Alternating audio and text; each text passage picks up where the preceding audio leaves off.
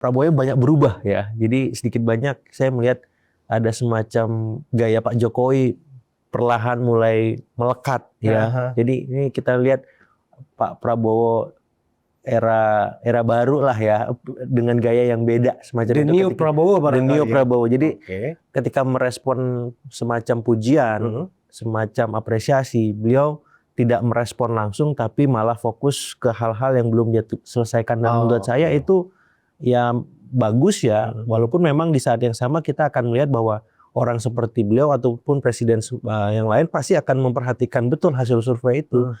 Karena itu sebagai salah satu indikator penting bagaimana publik merespon hasil kerjanya kan Bang. Jadi kalau misalkan respon beliau seperti itu saya kira bagus, positif, sehingga para menterinya tidak keenakan Bang, tidak terlena dengan hasil positif tadi, malah kalau bisa lebih bagus lagi. Kalau sudah dapat B+ dari Kompas, kalau bisa next 6 bulan kemudian dapat A atau bahkan A+ tadi yang kita bahas. Jadi ini penting karena Pak Prabowo saya lihat tidak mau juga anak buahnya terlena, dan mindset military way itu saya kira hari ini memang sangat kuat melekat, dan setiap ada semacam pelanggaran kemudian kesalahan para pembantunya, Pak Prabowo bahkan pembantunya, kita ambil contoh Mas Teddy gitu ya, Mayor Teddy itu langsung memperingatkan agar menterinya berbuat sesuatu supaya bisa meredam gejolak publik di bawah. Pertama, saya berharap Pak Prabowo itu juga punya survei di internal, Mas.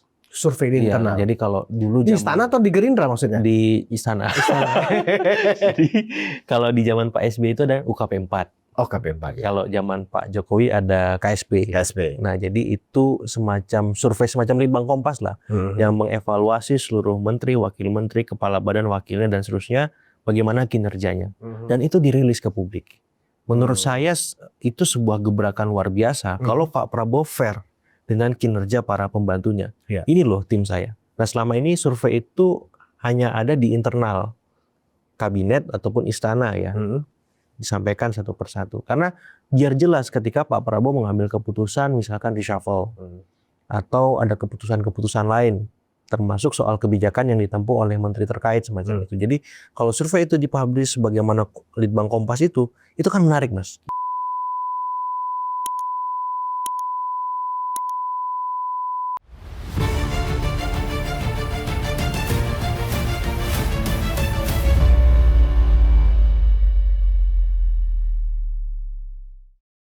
Bismillahirrahmanirrahim. Assalamualaikum warahmatullahi wabarakatuh. Penonton Ruang Konsensus Unpacking Indonesia, bersama saya Budi Ma'ruf Piliang, kita kembali berdiskusi dengan seorang pengamat nih. Ya, pengamat ini lagi naik daun nih. Dan saya suka, ya kan. Nah, tapi apa yang saya mau diskusikan nih tentang hasil survei Litbang Kompas kemarin dan kaitannya dengan dipinggirkannya Pak Jokowi. Kan gitu. Dengan siapa saya berdiskusi hari ini? Dengan Mas Agung Baskoro dari Gras Politika ya Mas? Direktur Eksekutif Gras Politika Strategis ya. Wah, ini lagi naik daun nih Mas Agung ini. Amin. Ya kan, saya lihat dari TV ke TV, dari podcast ke podcast, ya kan? Amin, Bang. Iya. Demi. Padahal dari Bandung ya? Jauh ya? Bandung, ya. Iya. Nah, Mas Agung. Iya. Hari-hari ini, sehari dua hari ini kan semua orang membahas tentang hasil hasil Litbang Kompas. Betul. Dan itu memang menarik sekali ya, karena hasilnya di luar dugaan. Tingkat kepuasan dari masyarakat terhadap 100 hari pemerintahan Prabowo Gibran itu bahkan melebihi era Pak Jokowi 2014 ke 2015, 2019 ke 2020, ya kan.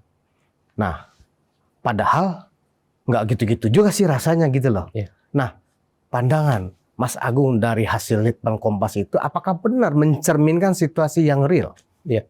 Pertama kalau melihat survei itu kan Bang lihat pola metodologinya ya. Jadi memang ini mewakili seluruh Indonesia sebagaimana sosiodemografi kita. Jadi sebenarnya nggak terlalu kaget. Kenapa? Karena ini sebenarnya keberlanjutan dari pemerintahannya Pak Jokowi. Keberlanjutan. Ya, jadi kalau misalkan Pak Jokowi kemarin approval ratingnya 70 sampai 75%, kemudian Pak Prabowo 80 sampai 83% plus margin of error semacam itu sebenarnya masih wajar semacam itu. Justru agak kaget kalau misalkan terlalu turun, karena memang ini kan nafasnya sama, keberlanjutan. Di sana ada koordinasi, komunikasi, sinkronisasi.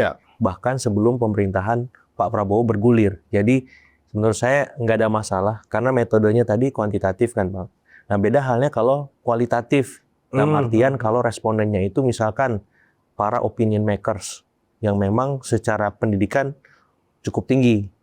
Atau misalkan wartawan aja. Karena ada satu lembaga lain namanya Celios. Itu baru mengeluarkan hasil juga survei yang melibatkan 49 wartawan lintas media massa. Tapi itu kualitatif. Kualitatif Bang, tapi walaupun memang ada kuantitatifnya juga, tapi bobotnya lebih banyak kualitatif. Di situ agak berbanding terbalik dengan temuan Kompas tadi gitu. Iya. Jadi kalau saya melihat ini tergantung metodologinya, tergantung respondennya, sehingga nanti titik tengahnya di mana, seperti judul podcast ini ruang konsensus ya, kita bisa bedah.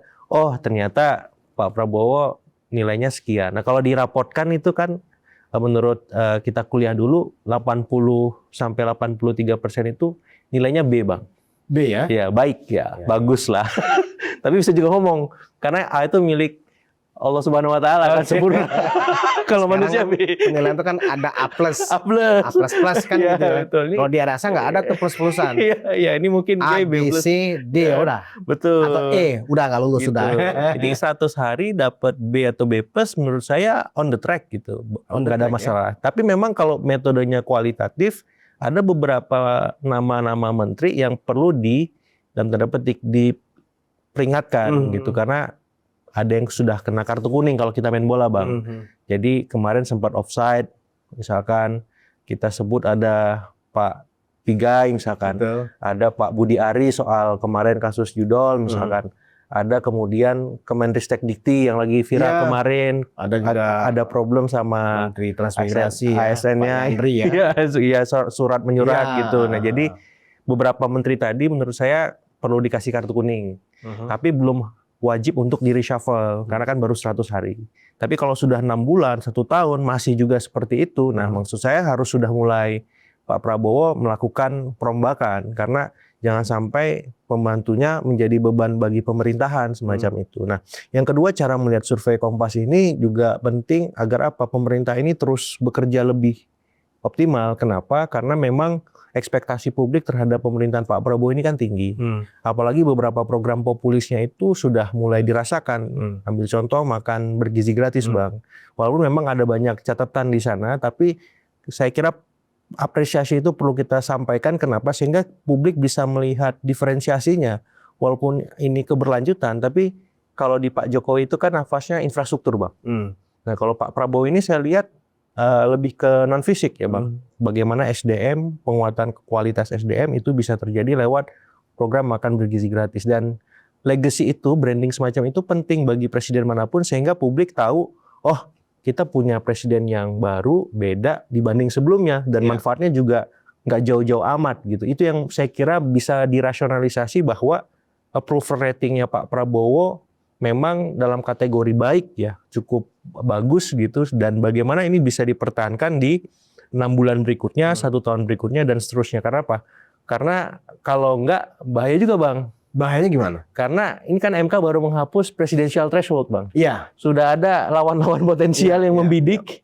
Kalau misalkan kinerja Pak Prabowo kurang maksimal, ini bisa maju calon-calonnya sebagai kompetitor Pak Prabowo di periode kedua kalau memang Prabowo ada arahan maju. Nah, kalau menurut Mas Agung, apa yang diteropong oleh Kompas dengan nilai yang fantastis ya? Karena kan yang selama ini tertinggi itu kan Pak Jokowi, tiba-tiba Pak Prabowo dilampaui oleh Pak Prabowo. Walaupun sebenarnya Pak Jokowi itu sudah menduga, ya kan, pada saat transisi, ya kan, komentar Pak Jokowi bahwa saya menduga, bahwa prestasi Pak Prabowo akan jauh lebih hebat dibanding saya. Itulah, itu statement dari Pak Jokowi ketika sudah lengser.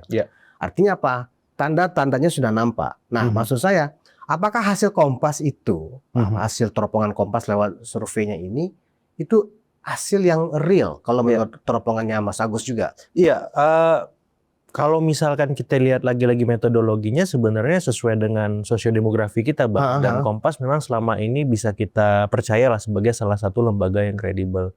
Nah tugas saya sekarang melihat apakah ini masuk di nalar kita, akal kita, make a sense gitu, survei tersebut. Nah saya bilang wajar, yang berikutnya kenapa? Karena pemerintahan Pak Prabowo ini dibangun oleh pondasi dua presiden lainnya. Ada Pak SBY di situ, ada Pak Jokowi sendiri. Pak Jokowi bahkan memastikan dengan memasukkan beberapa timnya di dalam kabinet. Jadi stabilitas politik itu relatif terjaga, Bang. Bahkan partai-partai dirangkul. PDIP pun juga demikian. Kita lihat revisi Undang-Undang MD3 kan tidak diotak-atik gatuk, Bang. Mbak Puan tetap jadi ketua DPR, ketua MPR Pak Muzani. Jadi harmoni di kabinet terjadi, kemudian di luar legislatif juga terbentuk. Nah, sinkronisasi itu yang saya kira menjadi logis karena di Bang Kompas itu politik paling tinggi, Bang. Politik dan keamanan, Polkam itu. Jadi maksud saya ini masuk di akal karena sudah terkondisikan. Ya memang yang jadi catatan kalau dari sisi kualitatif soal hukum misalkan. Ada beberapa ya peristiwa yang kita lihat. Kemudian dari sisi soal kinerja pembantu presidennya. Tapi secara perform Pak Prabowo itu sama Mas Gibrannya relatif on the track lah. Tapi bagaimana menjaga ini supaya tetap bisa konsisten, Bang, sampai 6 bulan dan setahun berikutnya yang tadi saya sampaikan. Kenapa? Itu nggak mudah. Masyarakat kita kan sekarang makin kritis nih. Apalagi kemarin para pendukungnya dalam terpetik Mas Ganjar yang 16%, kemudian Mas Anies yang 24%. Ini belum menemukan kanal yang pas. Karena semua partai yang merapat, ya tersisa PDIP pun juga lama-lama mendekat nih. Lama-lama mendekat. Nah, padahal 16 sama 24% pendukung itu totalnya 40%, Bang. Ini mau kemana kanal mereka ketika mereka mau bersuara, menyampaikan masukan, kritik, saran, dan seterusnya. Nah, ini harus dipandang dan dilihat oleh pemerintahan Pak Prabowo dengan cermat. Kenapa? Tidak cukup merangkul semua partai di parlemen ataupun di luar parlemen tanpa memperhatikan aspirasi grassroots di bawah, di tengah, maupun di atas. Kenapa? Karena pernah terjadi kemarin kan Bang Garuda Biru itu. Ya, kemudian masa tumpah ruah ke jalan, justru itu jadi kontraproduktif. Artinya apa? Ketika semua sudah terkondisikan, bukan berarti semua tugas pemerintah sudah selesai untuk mendengar. Jadi harus lebih aktif, lebih partisipatif, merespon semua hal-hal tersebut. Nah, kemarin Pak Prabowo itu memberikan responnya, saya pikir respon yang agak kalau bahasa anak sekarang responnya jaim juga. Dia begini, ketika ditanyakan oleh media bahwa hasil survei Litbang Kompas tingkat kepercayaan masyarakat tinggi ke Pak Presiden, tingkat keyakinannya juga tinggi. Saya tidak butuh angka-angka itu. Saya butuh rakyat saya itu terhindar dari kelaparan, mengurangi kemiskinan. Saya nggak peduli dengan angka-angka. Ya artinya kan begini, kebetulan tinggi nih ya kan. Kalau pas kebetulan rendah, ya kan lain lagi cerita. Nah, menurut Mas Agung itu apakah strategi komunikasi politik presiden memang harus seperti itu? Iya, yang menarik memang ini Pak Prabowo banyak berubah ya. Jadi sedikit banyak saya melihat ada semacam gaya Pak Jokowi perlahan mulai melekat ya. Jadi ini kita lihat Pak Prabowo era baru lah ya, dengan gaya yang beda semacam itu. New Prabowo. Jadi ketika merespon semacam pujian, semacam apresiasi, beliau tidak merespon langsung tapi malah fokus ke hal-hal yang belum dia selesaikan. Dan menurut saya itu ya bagus ya, walaupun memang di saat yang sama kita akan melihat bahwa orang seperti beliau ataupun presiden yang lain pasti akan memperhatikan betul hasil survei itu.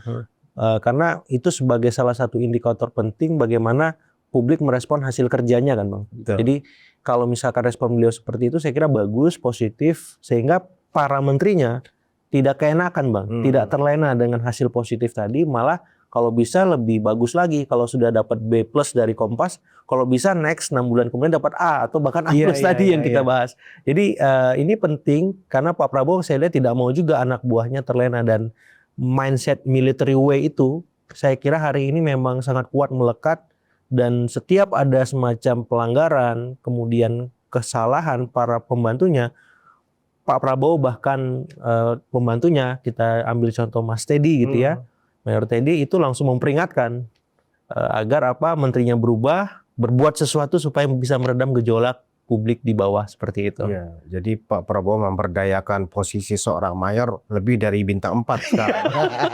Dan itu juga banyak menjadi komentar netizen gitu. Dengan penempatan Mayor Teddy sebagai sekretaris kabinet, ya kan, yang setara dengan menteri. Seorang mayor bisa menegur menteri yang ternyata dia jenderal kan gitu.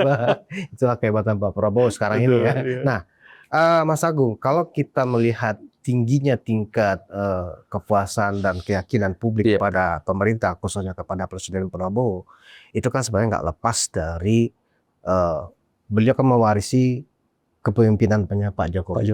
Itu keberhasilan dari Pak Jokowi, ya kan? Nah, tiba-tiba sekarang bersamaan dengan hasil riset 100 hari kerja dari Kompas ini, kan juga sekarang kan Mas Agung juga mendengar ya kan bahwa ini sebentar lagi ada pertemuan nih, ya kan, antara Bu Mega, Ketua Umum PDIP dengan Pak Prabowo kan gitu loh. Nah, kita tahu juga dan kita nggak bisa menafikan itu. Kalau misalnya ada pertemuan yang diinginkan oleh PDIP adalah Pak Prabowo harus menjaga jarak dengan Pak Jokowi. Nah kan begitu. Nah, kira-kira kalau ada semacam conditioning, persyaratan seperti itu, mungkinkah pertemuan itu benar terjadi? Dan kalau terjadi, apakah Pak Prabowo akan menerima begitu saja permintaan-permintaan dari Bu Mega? Iya. Kemungkinan pertemuan Ibu Mega dengan Pak Prabowo itu terjadi memang mengemuka ya Bang. Cuman kita tinggal lihat secara teknis, taktis, apakah itu terjadi sebelum Kongres atau saat Kongres. Kalau sebelum Kongres berarti ada term and condition istilahnya yang memang disepakati. Kayaknya sebelum Kongres Mas Agung. Iya. Berarti ada win-win solution. Kenapa sebelum Kongres ya kan? Karena salah satu juga ingin segera bertemu dengan Presiden adalah tanda kutip ingin minta perlindungan karena nggak mau di out atau diganggu, diintervensi oleh Pak Jokowi nih. Kan suatu logika yang nggak nyampe. Kalau saya sih nggak nyampe ya. Kok Pak Jokowi yang tidak punya partai, yang sudah tidak menjabat, kok dikhawatirkan bisa mengacak-acak Kongres PDIP yang mana Pak Jokowi juga bukan lagi kader kan gitu loh. Betul. Gimana Mas Agung? Iya, jadi kalau memang arahannya sebelum Kongres maka berapa hal yang memang menjadi term and conditionnya PDIP, apakah soal tadi Bang ya, political protection, legal protection, ataupun proteksi-proteksi lain itu memang mengemuka gitu. Dan saya kira itu wajar karena memang hari ini PDIP itu kan di seberang. Dan kita lihat dalam beberapa waktu secara kasat memang anak-anaknya Ibu Mega itu dalam tanda petik diganggu ya. Pak Hasto jadi tersangka, Pak Yasona dicekal, Pak Ahok dipanggil. Dan kita nggak tahu ada anak-anak yang lain juga mungkin bisa saja menyusul kalau memang tidak ada arahan-arahan yang signifikan dari Ibu Mega untuk memastikan apakah soal legal ataupun political protection itu mengemuka, apalagi menjelang Kongres. Ya jangan sampai bahasanya diaut-autkan seperti itu Bang gitu. Tapi saya melihat juga kalau memang term and condition itu terlalu memberatkan Pak Prabowo, karena Pak Prabowo melihat bahwa sekarang sudah cukup kondusif nih koalisi Indonesia Maju Plus, sudah sangat dominan, hegemonik. Ya PDIP kalau terlalu banyak mintanya juga saya nggak bisa, mungkin pusing. Nah itu bisa jadi pertemuan saat Kongres Bang.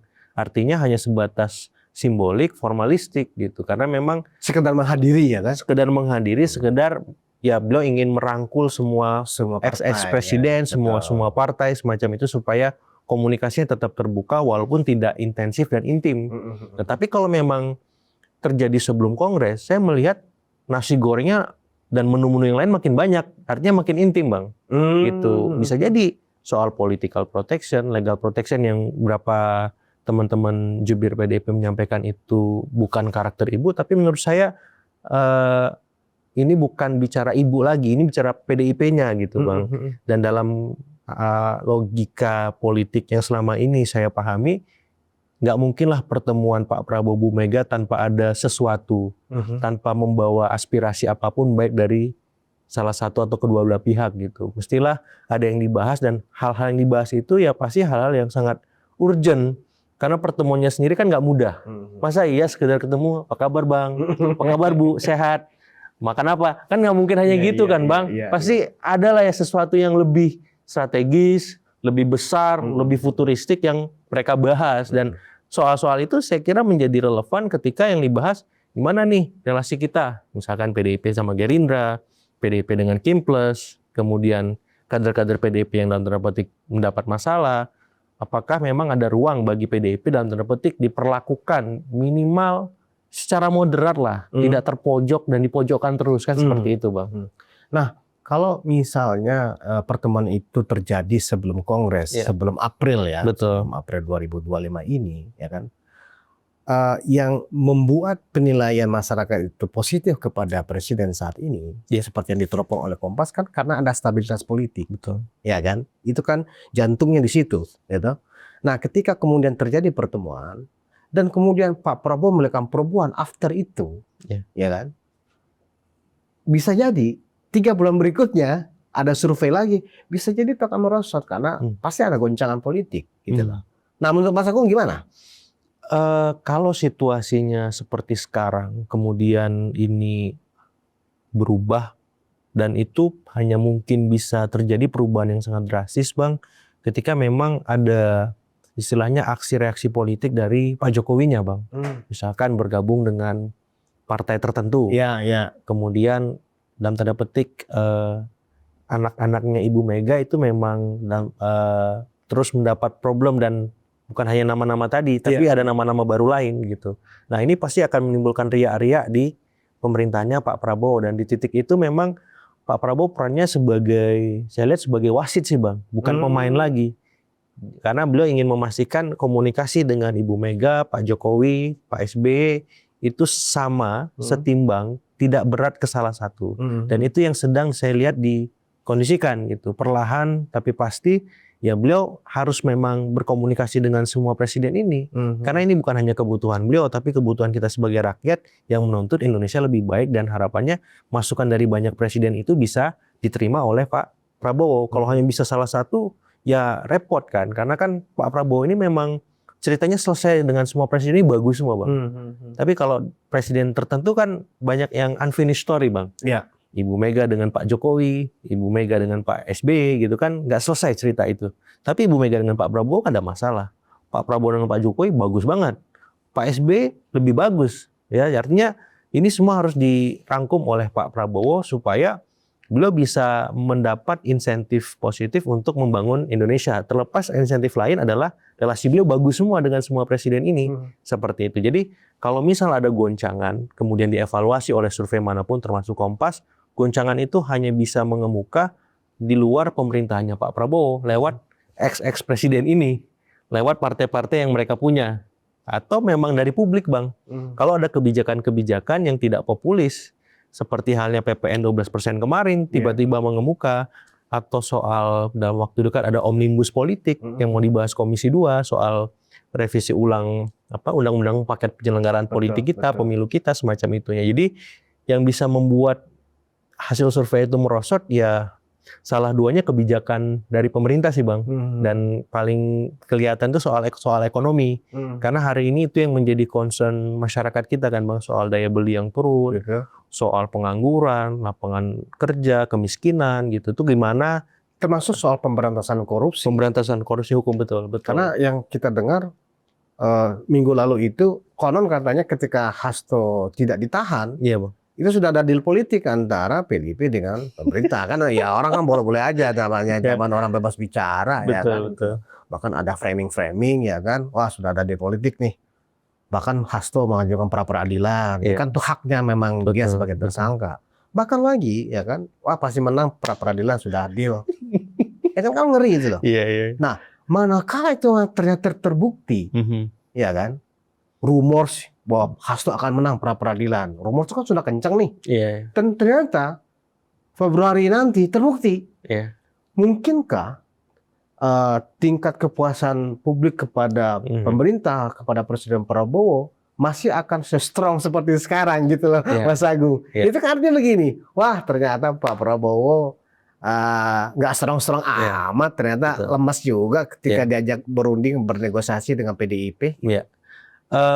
Kalau di bidang hukum mungkin bisa jadi turun ya, Bang, seandainya memang dugaan-dugaan tadi terbukti gitu, dan memang KPK di sini gagap merespon pra peradilan Pak Hasto semacam itu, dan ini dikhawatirkan bisa membuat citra ataupun persepsi publik terhadap KPK merosot lagi. Setelah periode sebelumnya pimpinan-pimpinan KPK kan sering mendapat catatan minor, Bang. Nah itu jadi memang yang membuat tingkat kepuasan publik, approval rating kepada pemerintah turun memang ya aksi-aksi pemerintah itu sendiri ya. Tadi kan saya ulas soal stabilitas politik, ekonomi. Nah ini hukum memang salah satu yang cukup krusial yang seringkali mendapat perhatian publik secara luas gitu. Dan bukan hanya kasus Mas Hasto ya, bagaimana kasus-kasus lain yang memang punya atau merugikan negara triliunan itu bisa terungkap, Bang. Nah, di luar itu semua saya melihat memang kalau misalkan Pak Prabowo tidak responsif terhadap kasus-kasus hukum, bukan hanya kasus Mas Hasto ya, tapi memang tidak turut aktif memastikan ini berjalan sesuai realnya, memang bisa menjadi beban pemerintahan beliau. Artinya semua perangkat pembantu presiden di bidang hukum itu harus dievaluasi betul, Bang. Misalkan Menteri Hukumnya, Jaksa Agungnya, Kapolrinya, supaya apa, penegakan hukum ini ya, pidato beliau saat pertama dilantik soal korupsi itu benar-benar bisa menjadi apa ya, Bang ya, perang semesta lah ya, kepedulian bersama bangsa kita supaya ini bisa ditegakkan semaksimalnya, dan next 6 bulan 1 tahun setelah beliau memerintah pun kalau memang ada kekurangan tidak terlalu drastis, karena ini sesuai dengan arahan pidato beliau pasca sudah dilantik sebagai presiden kemarin, bagaimana memastikan korupsi itu bisa tuntas di masa beliau dan kerugian-kerugian negara bisa diminimalkan. Tapi kalau aksinya belum tampak, nah ini jadi bumerang politik bagi beliau yang nanti ketika 6 bulan ataupun 1 tahun pemerintahan bisa menjadi catatan merah bagi pemerintahan beliau seperti itu. Ya, artinya ini sangat tidak produktif manakala memang apa yang menjadi diskusi di warung kopi, ya kan, di lapak-lapak WAG, ya kan, ternyata memang terbukti Hasto menang pra peradilannya. Berarti kan sudah deal barang ini kan begitu, Mas Agung. Nah, kalau itu yang terjadi, berarti Prabowo mengingkari statementnya sendiri pada saat di banyak pidato lah, hanya pada saat pidato pelantikan ya, di banyak pidato gitu loh. Nah, bisa jadi ya kan, Pak Prabowo ternyata iman politiknya dalam hal penegakan korupsi juga nggak strong ternyata, dan ini kan pasti mengecewakan pemilihnya nanti. Nah, sementara Pak Prabowo sadar ini baru lebih dari 100 hari. Dan ini baru periode pertama, ya kan? Apakah iya Pak Prabowo hanya 1 periode, kan begitu? Betul. Kalau memang konstruksinya seperti itu, saya yakin ini langkah yang bisa jadi keliru. Menurut Mas Agung keliru nggak sih kalau kemudian terjadi deal itu, salah satu indikatornya adalah Hasto menang pra peradilan? Iya, kalau misalkan ditelusuri ya Bang, saya melihat kan ini pemerintahannya dalam tanda petik bertaut dengan pemerintahan Pak Jokowi. Jadi tidak serta-merta kemudian kalau saya masuk dalam nalarnya Pak Prabowo sebagai presiden, ini fully bisa dia eksekusi 100% di semua bidang, termasuk hukum. Jadi ada proses semacam prakondisi sebelum ada cipta kondisi yang tadi kita inginkan.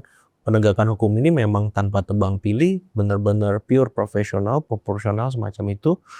Nah, jadi untuk menciptakan situasi yang kondusif itu, saya kira saat ini memang momen yang cukup krusial gitu. Nah, pra peradilan Pak Hasto ini hanya salah satu tolak ukur, Bang. Ketika memang Pak Hasto menang atau KPK menang semacam itu. Tapi di luar itu semua yang paling penting bagaimana secara keseluruhan ini benar-benar bisa, ya saya berharapnya transparan sih. Secara sederhana apa yang misalkan menyebabkan Pak Hasto menang itu kan harus dijelaskan oleh KPK. Ketika KPK kalah juga semacam itu, supaya apa, publik tidak punya sangka yang berlebihan. Ini memang terjadi deal-deal di belakang, di panggung belakang, ketika misalkan ada pertemuan atau jelang pertemuan Ibu Mega Pak Prabowo terhadap kasusnya Pak Hasto. Karena kan KPK kemarin menetapkan Pak Hasto itu luar biasa kan, Bang. Istilahnya di malam Natal kan. Iya. Dan terus, itu mendapatkan aplaus dari publik yang luar biasa ya kan. Ini kayak gak ada waktu lain kan. Kayak strong bener kan gitu loh. Buktinya, ini kan ada 2 alat bukti atau lebih yang memang dia punya ketika menetapkan seseorang jadi tersangka kan. Saya tidak meragukan lah cara kerja KPK. Kemudian rumah Pak Hasto digeledah. Nah terus Pak Hasto dipanggil. Nah terus kemudian tiba-tiba ada sesuatu terjadi, beliau nggak ditahan pulang, kemudian nanti pra peradilan menang kan, ini agak anti klimaks, Bang. Iya, anti klimaks. Ya, jadi ya kita melihat ini salah satu indikator, tapi lagi dan lagi tidak bisa kita simpulkan ini satu-satunya indikator untuk menilai ataupun mengevaluasi kinerja bidang hukum Pak Prabowo semacam itu. Jadi kalau bicara soal approval rating kan semua bidang, Bang. Betul. Nah, hukum salah satu varian itu, dan saya kira kalau misalkan ada survei lagi 6 bulan atau 1 tahun kemudian, tidak akan terlalu banyak perubahan kalau memang tidak ada tsunami politik, ekonomi, dan hukum yang terlalu berlebihan. Iya. Nah, tapi kalau hanya riak-riak, ombak-ombak kecil semacam itu, goncangan-goncangan tektoniknya nggak terlalu besar gitu yang menyebabkan tsunami, ya masih ya 70-75% gitu Bang. Jelek-jelek 65 gitu kan. 6 bulan 100 hari, 1 tahun berikutnya. Tapi kalau ada tsunami, tektoniknya sampai 8-9 skala Richter gitu, ya bahaya juga nih barang. Nah, tanda-tandanya tuh soalnya nampak, Mas Agung. Tanda-tanda KPK itu akan kalah tuh nampak. Misalnya 21 Januari kemarin, itu kan sidang pertama pra-peradilan. KPK nggak hadir dalam persidangan. Alasannya belum siap materi, masih sedang menyiapkan materi, ya kan gitu loh. Artinya apa? Kalau memang KPK siap, nggak ada dong istilah belum siap materi. Kan? Itu kan sudah sinyal-sinyal. Aduh, bener ini. Alarm hukum ya. Alamat bakal menang nih Hasto. Nah, itu menurut saya adalah bagian dari tanda-tanda akan terjadi tsunami politik. Minimal begini. Ya berarti benar. Oh ternyata nggak salah. Prabowo ternyata bisa kalah dengan Bu Mega atau menerima permintaan Bu Mega. Hasto bebas. Kemudian nggak diganggu. Loh kok begitu kan gitu loh. Nah ini kan sebenarnya nggak boleh terjadi, Mas Agung. Nah kalau menurut Mas Agung, mungkinkah Pak Prabowo mengambil resiko itu? Ini terlalu ini Bang, saya udah kayak ahli junum. Tapi kalau misalkan bicara praksis politik lagi-lagi Bang resikonya terlalu besar. Resiko terlalu besar. Kalau misalkan deal itu diambil dalam konteks misalkan soal pra-peradilan ya, karena publik kan melihat gitu.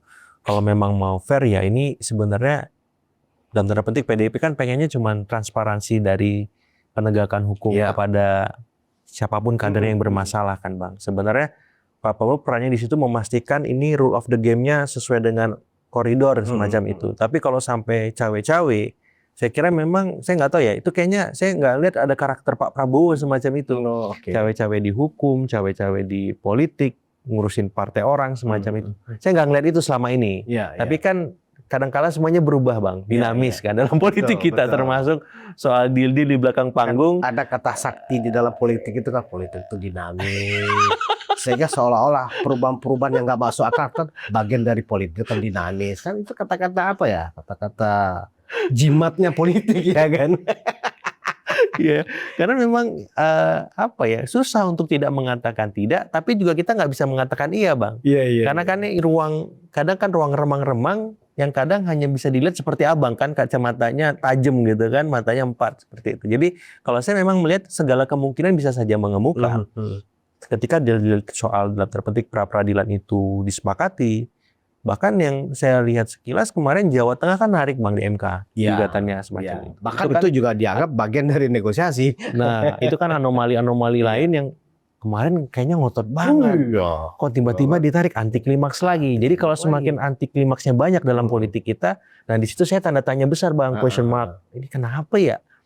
Something happens gitu kan. Tapi kita kan agak susah mengatakan ini sebagaimana kita mencium bau kentut Bang.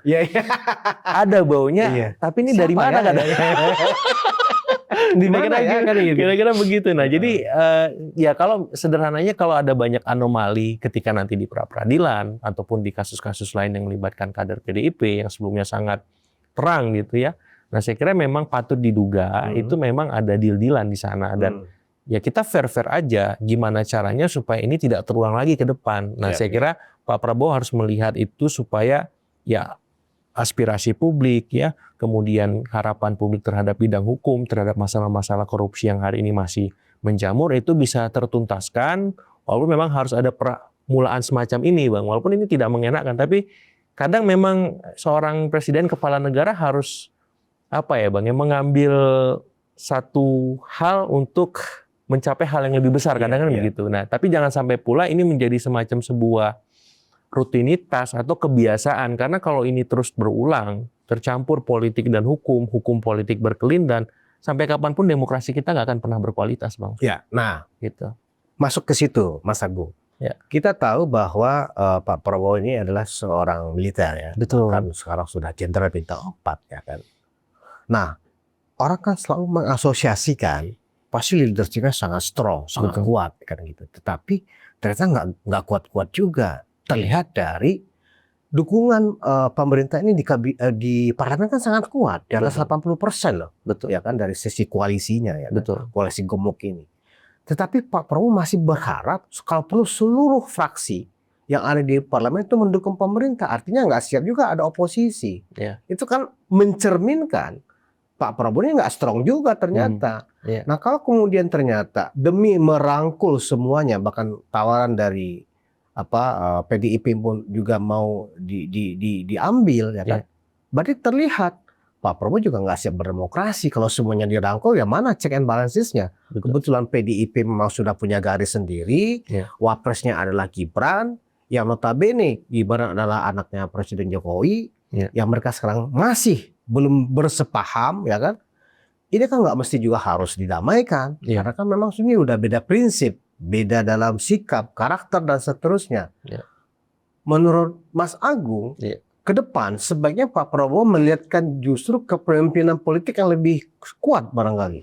Iya, jadi kalau saya melihat memang dari rekam jejak beliau baik di militer kemudian sekarang di sipil, memang ada semacam hobinya ya merangkul kawan maupun lawan.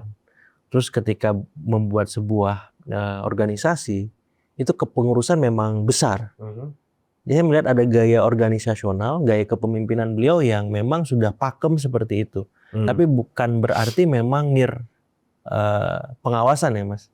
Karena memang di saat yang sama kita masih bisa bersuara dengan mudah di era beliau semacam itu. Jadi saya seringkali teringat dengan seorang Indonesianis namanya Herbert Faith gitu yang seringkali mengkategorisasi pemimpin kita waktu itu founding fathers dalam 2 kategori.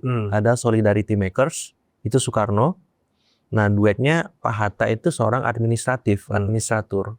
Nah, Pak Prabowo itu masuk yang mana? Saya melihat beliau gaya kepemimpinannya lebih ke solidarity makers. Menghimpun, menyatukan, menjembatani kawan lawan politiknya. Bahkan beliau di 2019 kan masuk dalam kabinetnya Pak Jokowi sebagai Menhan semacam itu. Nah, orang yang memang punya nafas sebagai seorang solidarity makers, dia butuh seorang administratur yang handal. Nah, saya memang belum melihat di kabinet Merah Putih atau tandemnya Pak Prabowo, ya misalkan Mas Gibran ataupun menteri-menteri Menko semacam itu yang bisa sebagai seorang administratur yang handal tadi untuk memastikan rel pemerintahan ini memang kokoh kuat sebagaimana gaya kepemimpinan beliau yang military way tadi Bang. Gitu. Nah, siapa? Nah, ini mungkin sambil jalan beliau bisa melihat sosok yang pas, yang pantas untuk memastikan ya mikromanajerial dia bisa berjalan. Kan ini orang makromanajemen Bang, solidarity maker tuh. Dia tahu yang global, yang besar, narasi-narasi yang agung semacam itu, tapi yang mikromanajemen, yang teknis, taktis, birokratis, ya capaian-capaian yang meritokrasi itu agak gagap dia di situ. Nah, itu butuh seorang orkestrator yang handal di administrasi tadi.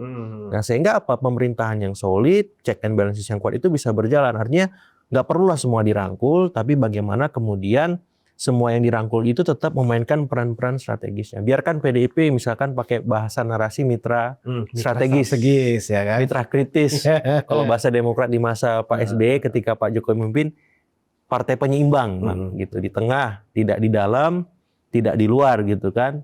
Artinya kalau memang kebijakan pemerintah bisa dirasionalisasi ya kita dukung. Tapi kalau nggak jelas pasti kita tolak dan lawan semacam itu. Nah, saya kira nggak apa-apa PDIP begitu pun nanti di Kim Plus ada yang main 2 kaki jelang tahun ke-3 dan ke-4 pemerintahan karena bentar lagi Pilpres di 2029 misalkan, nggak ada masalah gitu. Tapi butuh administratur ini karena orientasi Pak Prabowo apa? Kepuasan publik masyarakat. Semakin beliau profesional, semakin beliau bekerja dengan optimal, ya term kedua akan mudah bagi beliau untuk dipilih lagi, Bang. Kalau di eranya pemerintahan Jokowi itu sebagai administrator itu mungkin Pak LBB barangkali ya, menteri serba bisa ya kan, semuanya bisa mengkoordinir ya kan gitu loh. Nah, di kabinet Merah Putih Pak LBP sudah tidak lagi ada document, tadi adalah Ketua Dewan Ekonomi Nasional kan, secara langsung kan nggak bisa in charge dalam rapat-rapat kabinet.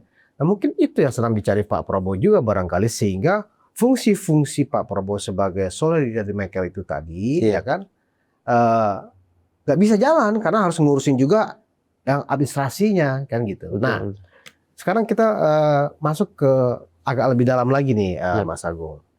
Kita sudah lebih dari setengah jam ya. Iya. Ya sekitar 15 menit lagi lah ya. Siap. Minum-minum dulu. Oh siap. Aman, Bang. Nah, kalau kemudian Pak Prabowo tetap kan didorong terus nih ya, Iya. Kongres, tetap PDIP ini kan selalu mengkondisikan agar segera bertemu, ya kan. Nah, konsekuensi dari pertemuan itu adalah Pak Prabowo bisa jadi, ya kan, ada hubungan yang terganggu dengan Pak Jokowi nantinya. Kalau menurut Agung, apakah benar akan ada risiko hubungan yang menjadi buruk dengan Pak Jokowi manakala bertemu dengan Bu Mega? Iya. Yang sifatnya kalau pertemuan itu apalagi datang ke Teguh Umar kan gitu loh. Betul. Kalau misalnya datang ke istana, oke lah, itu formil ya. Selayaknya memang seperti itu. Siapapun ketua partai minta waktu datang bertemu presiden di istana. Tapi kalau Presiden Prabowo yang datang menemui Bu Mega ke kediaman Teguh Umar, saya pikir itu sudah tidak cantik itu permainannya. Gimana menurut Mas Agung? Iya, kalau memang pertemuan itu jadi digelar, Bang, saya tuh akan melihat secara teknis, sangat teknis. Pertemuan itu di mana? Kan katanya di tempat netral. Durasi berapa lama? Karena itu menentukan tingkat keintiman dan kehangatan sebuah hubungan yang katanya secara historik ini bagus. Kualitasnya luar biasa kan, itu akan diuji durasi, Bang. Sebenarnya nggak gitu juga kali ya kan. Yang ketiga menunya, nasi gorengnya ada atau ada menu baru yang membuat semakin harmonis, Bang, menunya. Yang keempat, ini 4 mata atau berapa mata, rame. Karena buat saya hubungan itu akan diuji dengan hal teknis, Bang, akhirnya. Ya, bagaimana keseharian, detik, menit itu terjadi kan, Bang. Karena nggak mungkin hubungan berdiri tanpa interaksi menit detik itu, Bang. Tiba-tiba saya sama Bang bagus hubungannya tanpa kita lalui waktu-waktu bersama kan, Bang. Nah begitu juga dengan Pak Prabowo ini dengan Ibu Mega gitu. Walaupun sudah pucuk dicinta ulang pun tiba, sama-sama mau. Tapi kalau nggak pas masuknya, susah masuknya ini bareng, Bang. Seperti itu. Jadi kalau saya melihat satu itu. Yang kedua, apakah akan mengganggu relasi dengan Pak Jokowi? Saya kira tergantung.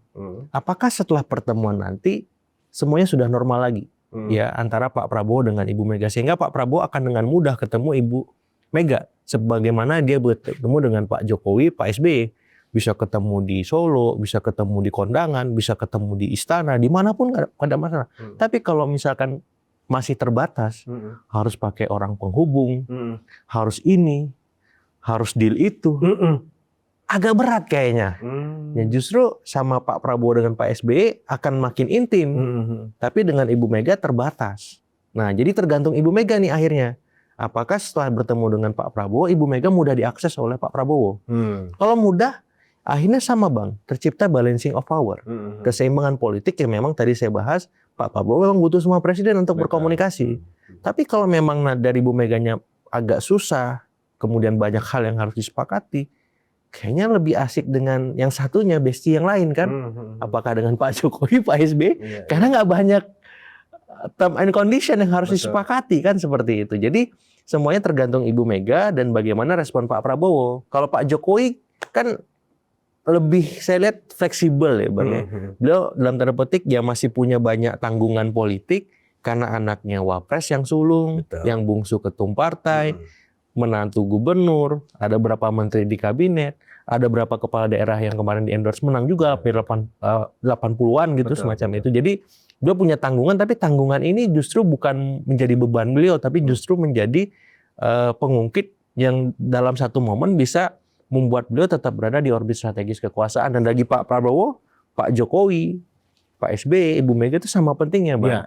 Walaupun Ibu Mega punya partai, Pak SBY punya partai, Pak Jokowi belum punya, tapi investasi Pak Jokowi ini suka atau tidak lebih besar dari semua presiden tadi. Kenapa? Karena beliau benar-benar mendampingi sampai dilantik. Betul. Beliau yang benar-benar istilah saya memastikan semua keberlanjutan itu memang terwujud. Nah, artinya apa? Ketika Ibu Mega mau diperhatikan oleh Pak Prabowo, maka Ibu Mega harus legowo, Pak Jokowi juga harus legowo, Pak SBY juga demikian. Semuanya maju ke tengah, mencari titik temu, membangun ruang konsensus, Bang. Nah, supaya adem, tenang, stabil semua. Tapi kalau semuanya enggak, ya pengen tetap berada di posisi masing-masing, berdiri di situ, harus disambi, agak berat itu. Itu agak utopi juga sih, Mas Agung. Bagaimana kita mengharapkan pertemuan antara Bu Mega dengan Pak Prabowo ini menuju sebuah ruang konsensus, di mana kemudian ada keguyupan kembali Bu Mega dengan Pak SBY, ya kan? Bu Mega dengan Pak Jokowi, agak utopi itu rasanya. Minimal dengan Pak Prabowo dulu lah. Nah, artinya begini, kita memang tidak ingin juga di level tokoh-tokoh nasional ini, ya kan? Ada rasa-rasa yang tidak melihatkan persatuan, kan begitu. Dan sejarah atau waktu yang berjalan sudah membuktikan, bahkan lebih dari 15 tahun hubungan antara Pak SBY dengan Bu Mega ya sampai sekarang belum selesai, belum akrab, belum bertegur sapa, belum rileks begitulah, belum ada saling berkunjung, ya kan, antar Teguh Umar kemudian ke Hambalang, Hambalang ke Teguh Umar, itu rasanya mimpi. Nah sekarang kecekeas ya. Nah, termasuk juga bagaimana sekarang Bu Mega membangun sebuah persaturan baru dengan Pak Jokowi. Ini mungkin juga entah sampai berapa lama juga. Manakala Pak Prabowo bisa menjahit ini semua, saya pikir peluang Pak Prabowo untuk melanjutkan periode kedua mungkin jadi besar. Sebaliknya manakala ini gagal, justru Presiden Prabowo justru menjadi berkubu ke sini, ya kan, mengurangi intensitas dengan Pak Jokowi dan Pak SBY, ya, dua mantan presiden yang dipilih secara langsung dan menang 2 periode, sementara dengan Bu Mega hanya presiden, ya, hanya karena Gus Dur lengser, kan gitu. Saya nggak mau menggunakan istilah dilengser kan ya, lengser gitu ya. Nah ini kan, apakah ini dihitung oleh Prabowo risiko-risiko politik seperti itu, Mas Agung? Kalau dari track beliau selama ini, Bang, ya, yang saya lihat memang kemampuan beliau merangkul, kemudian memberi kompensasi kepada kawan dan lawan politiknya itu memang sejauh ini takarannya itu pas, Bang. Bahkan banyak yang bilang lebih, gitu. Jadi saya melihat bahwa ini akan diuji, apakah beliau bisa merangkul semua presiden termasuk Ibu Mega dalam konteks ini. Tapi memang ada beragam hal yang harus beliau dalam tanda petik korbankan. Misalkan bisa jadi relasi dengan Pak Jokowi agak tipis-tipis, ya berkurang gitu. Kalau dengan Pak SBY ya moderat aja sebenarnya semacam itu. Tapi karena Ibu Mega masuk, otomatis ini kan harus ada keseimbangan tadi, Bang, harus terbentuk karena ada concern publik di mana publik juga pengen melihat para pemimpinnya bareng, adem. Tapi untuk bersatu, saling berkunjung dalam waktu dekat kayaknya agak susah gitu. Tapi minimal ada konektornya, Bang. Ada penghubungnya. Dan Pak Prabowo bisa memainkan peran strategis itu. Merajut ya kohesi politik, sosial di elit, di masyarakat. Dan bukan tidak mungkin beliau bisa menjadi dalam tanda petik tokoh rekonsiliasi nasional ke depan, Bang. Ataupun problem solver atas tegangnya otot-otot dan urat-urat politik elit kita selama ini pasca pilpres, pasca pilkada, dan ketika pemerintahan beliau berlangsung. Dan kalau beliau berhasil mengkonsolidasikan itu, saya kira kalau survei lagi Kompas untuk tingkat kepuasan publik di bidang politik, keamanan bisa tinggi lagi. Aminnya sekali ya. Ya kan? Nah Gitu. masalahnya kan gini, Mas Agung. Banyak kan kawan-kawan aktivis itu berteori sebenarnya yang tidak setuju Bu Mega itu mencoba menghilangkan yang sudah-sudah, yang anggapnya misalnya ada masalah dengan Pak Jokowi, udah selesai. Ternyata katanya bukan dari Bu Mega, tapi dari orang-orang di sekitar Bu Mega, ya kan, orang-orang yang orang-orangnya Hasto lah seperti itu, ya kan, karena dari kubunya Mbak Puan justru tidak ada semangat untuk Bu Mega untuk tidak ada bersama tokoh-tokoh lainnya. Betul. Tapi yang kubunya Hasto ini, ya kan, justru sebaliknya. Nah, kalau kemudian itu ternyata benar, terbukti memang Buktinya dengan SBY nggak kelar-kelar sampai sekarang. Iya. Ya kan? Tetap berjarak. Betul. Gitu loh. Nah, pilihan Pak Prabowo untuk supaya di 3 bulan berikutnya, ya, artinya kan setengah tahun atau 6 bulan periode pemerintahan Pak Prabowo, Iya. Jalan yang paling bagus supaya nilai ini minimal bertahan, B+, kan kalau Iya, istilah Mas Eko betul. kan ini B+ nilainya ya. Karena manakala ini ternyata gagal, Iya. ya dinamika politik ya atau stabilitas politik bisa terganggu, minimal ada perubahan lah, ada gejolak lah sedikit, ya kan? Nah, ketika gejolak politik ini kemudian mencuat, target-target kabinet ini dari makan siang gratis, makan bergizi gratis, swasembada energi, swasembada pangan dan seterusnya, ditambah dengan geopolitik dunia, ya kan, yang tidak pasti seperti sekarang, bisa jadi makin berat Pak Prabowo ini. Iya. Kongres PDIP akhirnya menjadi momen krusial Bang untuk melihat relasi PDIP dengan istana. Jadi saya sering menyampaikan kalau ketumnya tetap Ibu Mega, ini kan karakternya ngegas Bang. Ya, butuh sekjen yang ngerem. Ya. Oke. Siapa sekjen ngerem?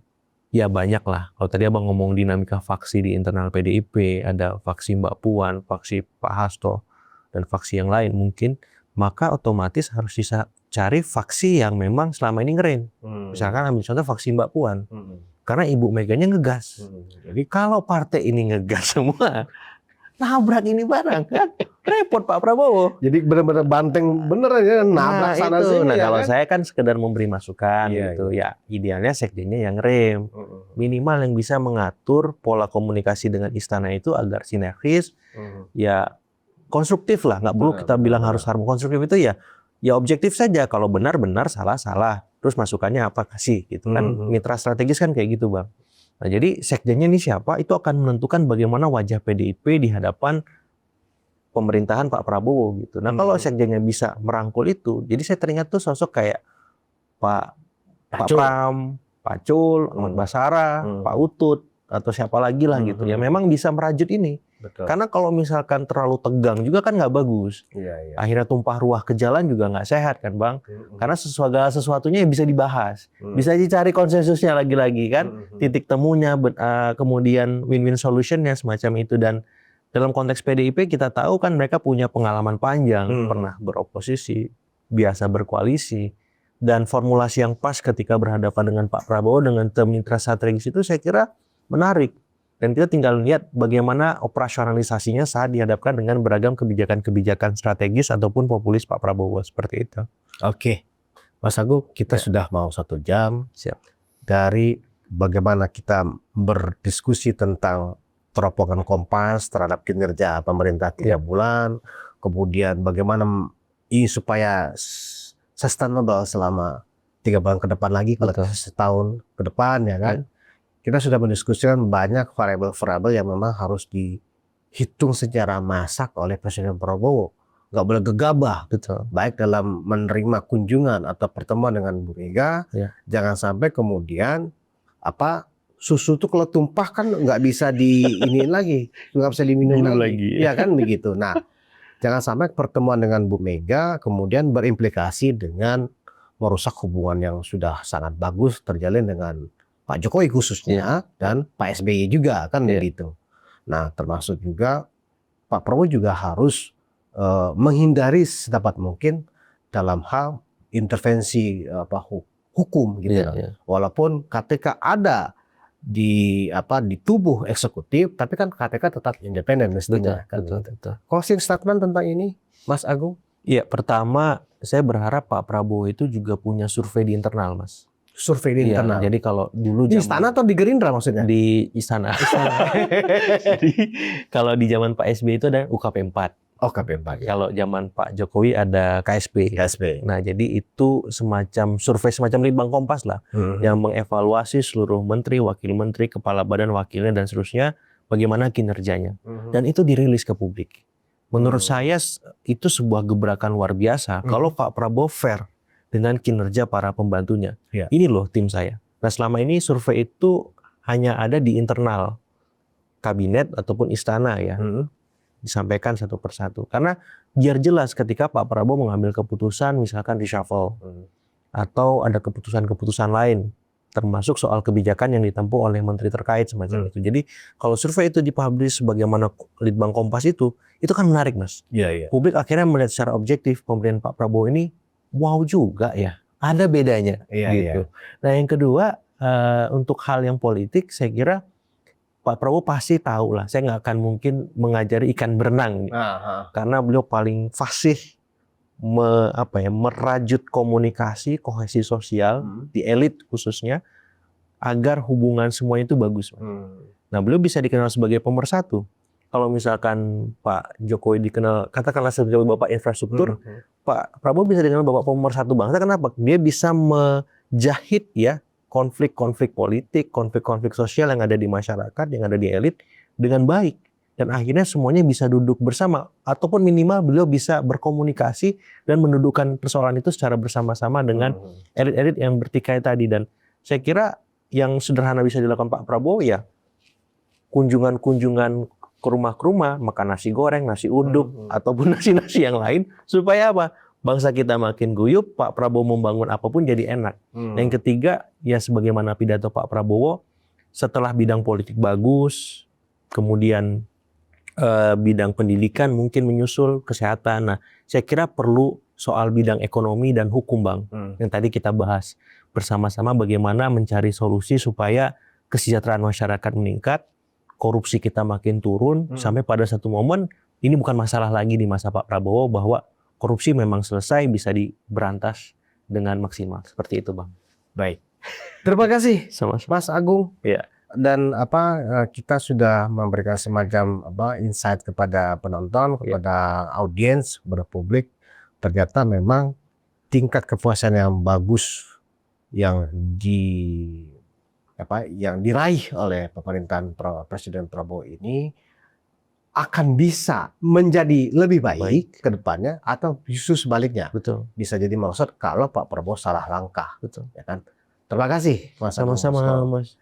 Penonton Ruang Konsensus Unpacking Indonesia, kita sudah berdiskusi dengan pengamat politik Agung Baskoro, Direktur Eksekutif Grace Politika, dan sangat perlu menyimpulkan lagi dan tidak mudah bagi Pak Prabowo untuk meraih suatu predikat baru, pemersatu bangsa. Kita tunggu apakah Presiden Prabowo akan menjadi pemersatu bangsa. Demikian, terima kasih atas perhatiannya. Wassalamualaikum warahmatullahi wabarakatuh.